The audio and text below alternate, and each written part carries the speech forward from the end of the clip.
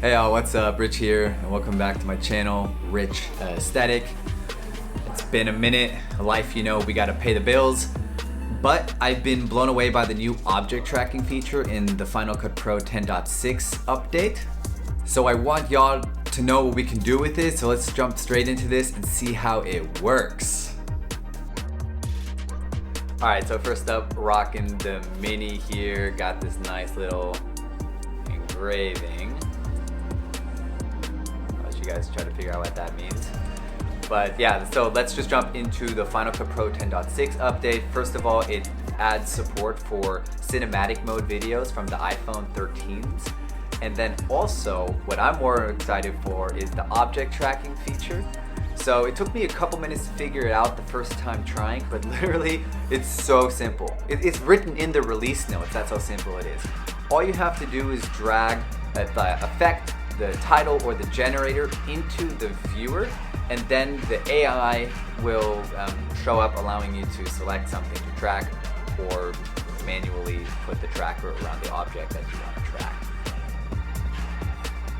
So like this, you can see, and voila, Apple magic happens and you're done. I mean, what the fuck? Like this is that cherry on top experience that you expect when you're interacting with Apple products. In one of my past videos, I needed to blur a box label out, and I swear that experience, it took so long, I swore I would never do anything where I have to track something again. Like you draw the mask, and then I had the keyframe for the mask moving, and then when I thought I was done, I had changed something with the clip, and I don't know what I messed up, but like it was all wrong. It was my first time doing it, but still, I mean, this is a big improvement, and I figured this out in just a few minutes and been playing around trying to get better at it. And I know if you're watching this video, you probably know about the M1 Pro and M1 Max chips that Apple just released in their new MacBook Pros.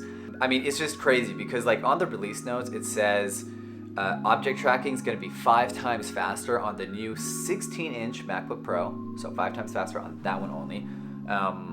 I don't know what it's 5 times faster compared to, but like as fast as my current Intel one was doing it on these simple examples that you're seeing in this video, it's gonna be even faster. And with that neural engine that the new MacBook Pros have, the AI will probably be even better.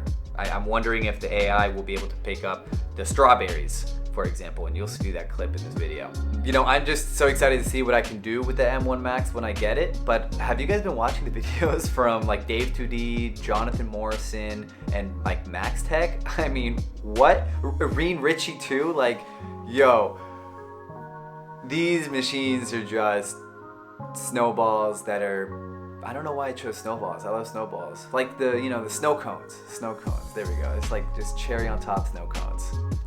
Alright, anyways, so let's look at the different ways we can track objects. The first, like I already showed, was dragging the object that you want following the tracker into the viewer, and then you can use the AI or manually set the tracker. The second way would be, if you're enjoying the tutorial and want more like it, a like and subscribe would be fire. Alright, no. So the second way would be to click on the base clip.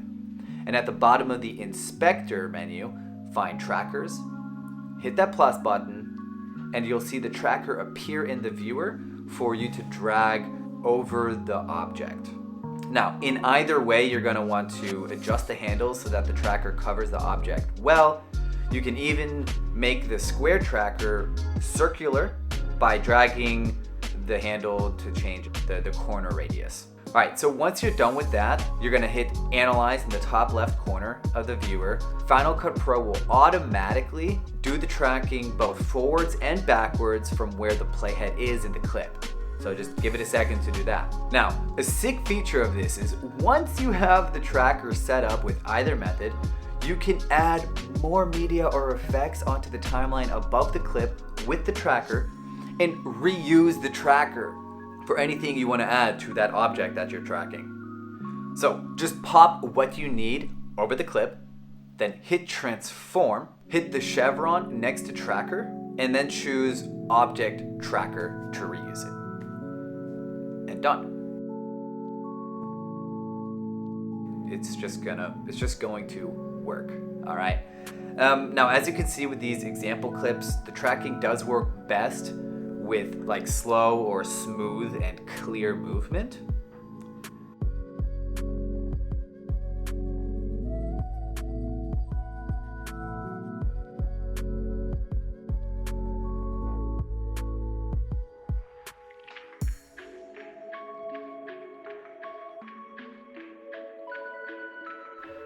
Thankfully, you can easily click through the tracker's keyframes and readjust the tracker over the object should the tracker go haywire, just like you can see here. Another tip to make tracking work better is turn off rotation. Most likely, if you're tracking things like text, videos, or photos, you want the viewer to see that clearly, and it'll be a lot easier for your viewer to enjoy that if you have rotation off. And I didn't realize that that's what was happening my first few times trying this, so I definitely noticed it was working the way I expected it to work after I turned off rotation. By the way, in some other tutorials, I saw that there was some confusion on how to add effects to track, because Apple does say you can do that.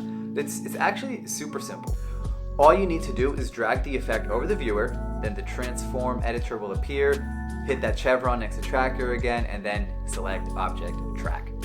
And y'all should be good. So yeah, hey, I hope you liked the tutorial. Thanks so much for watching, and if you want more videos like this, hit that subscribe button, like, and share. Please share this with your other friends who are getting into video editing, filmmaking, and yeah, I hope to see you guys again. Rich Aesthetic out.